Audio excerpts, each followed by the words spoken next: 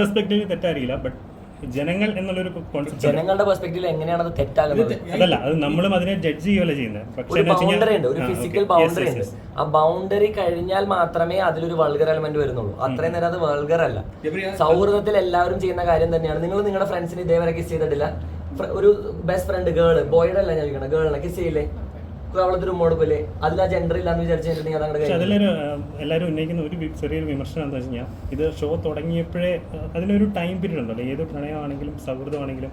പക്ഷെ ഇതൊരു ഒറ്റ സെക്കൻഡിൽ ഞാൻ ഫ്രണ്ട്സ് ആവാൻ ഇഷ്ടം പോലെ ആളുകളുണ്ട്. നമ്മൾ ഇന്റർനാഷണലി ഒരുപാട്, ഞാൻ യാത്രകളെ ഭയങ്കര ഇഷ്ടപ്പെടുന്ന ഒരാളാണ്. അപ്പൊ ഞാൻ അതെ ഓരോരുത്തരെ ഡിപ്പെൻഡ് ചെയ്തനുസരിച്ച്. പിന്നെ എത്രത്തോളം അവർ തമ്മിൽ സാമ്യതകൾ ഉണ്ടെന്നുള്ളത്.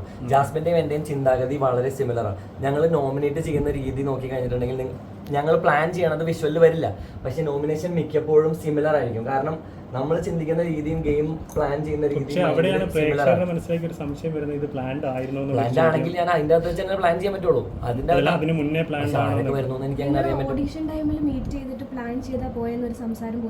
മീറ്റ് ചെയ്തൊന്നല്ല, ഓഡിഷൻ ടൈമിൽ ഞാൻ ഓഡിഷൻ കഴിഞ്ഞ് പുറത്തിറങ്ങി വരുമ്പോൾ അവിടുത്തെ ലിവിംഗ് റൂമിൽ ജാസ്മിൻ ഇരിക്കുന്നുണ്ടായിരുന്നു.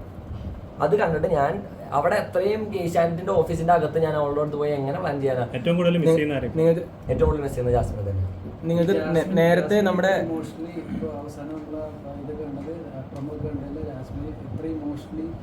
ഡൗൺ ആവാനുള്ള കാരണം ഗബ്രി തന്നെയായിരിക്കും. കാരണം പലപ്പോഴെങ്കിലും ഇഷ്ടമാണ് എന്ന രീതിയിലുള്ള എല്ലാ സൗഹൃദ ബന്ധമാണെങ്കിലും റിലേഷൻഷിപ്പ് ആണെങ്കിലും പ്രണയമാണെങ്കിലും ദാമ്പത്യമാണെങ്കിലും എന്താ പറയാ കുടുംബമാണെങ്കിലും എല്ലാത്തിലും കയറ്റങ്ങളും ഇറക്കങ്ങളും അതിന്റെ വളരെ ബേസിക് ആയിട്ടുള്ള ഒരു കാര്യമാണെന്ന് വിശ്വസിക്കുന്ന ഒരാളാണ് ഞാൻ.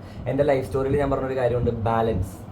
അതായത് എപ്പോഴും സന്തോഷം മാത്രം ഉണ്ടായി കഴിഞ്ഞിട്ടുണ്ടെങ്കിൽ അതിൽ കാര്യമില്ല, നമുക്ക് മടുക്കും.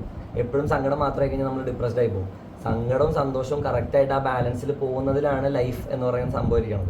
അപ്പൊ അങ്ങനെ നോക്കുന്ന സമയത്ത് അത് വാലിഡ് ആയിട്ടുള്ള ഒരു കാര്യമല്ലല്ലോ. വിഷമങ്ങളും ഉണ്ടാവണം, സന്തോഷങ്ങളില്ല എന്ന് പറയാൻ പറ്റുമോ? വിഷമങ്ങളുള്ള അത്രയും തന്നെ, അല്ലെങ്കിൽ അതിലേറെ സന്തോഷങ്ങളും അപ്പുറത്തെ സൈഡിലുണ്ട്.